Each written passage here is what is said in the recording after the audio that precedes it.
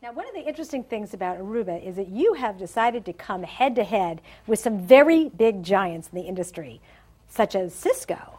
Now, how does a small company have the sort of the confidence and the strategy to go against a big giant like that?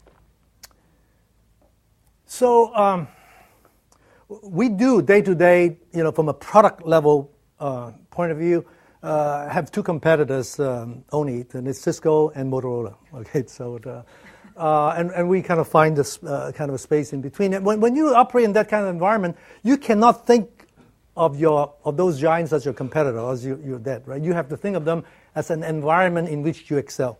So every product that you build, even plan to think about, has to fit into the whole ecosystem, the environment that these big guys have, and you just look for what is really breaking that they cannot fix.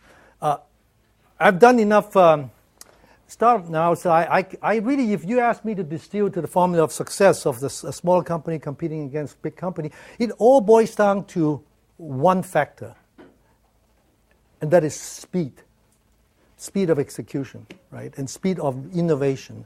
And that's not to say the large companies' people are any less speedy. But the benefit of the big company is that they have the inertia, but the drawback is they have the inertia, right? So, I remember when I first entered the industry, there's a popular saying that the reason God could create heaven and earth in 7 days because he did not have any install base. Right? So,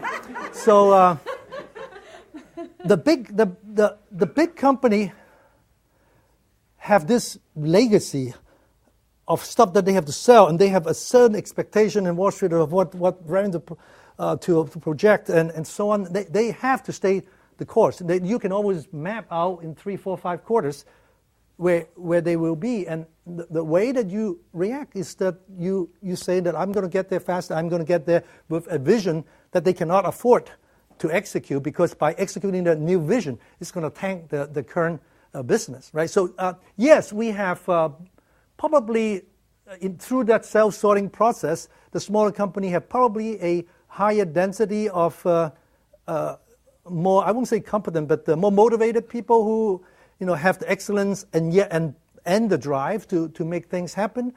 But let's not fool ourselves. Cisco, Motorola, they have lots and lots of talents as well. Every bit, if you take individual by individual and look at the best engineers, they probably have equally or even better engineers, right? So there's not a fallacy of some really brilliant guru sitting on a mountaintop and create this big thing. What we're really relying on for all the startup is the ability to go full speed ahead without the burden of that install base, and you have to kind of just drill that, right? Because take a look at it. I just sum up. Aruba Networks is a 5.5-year-old company.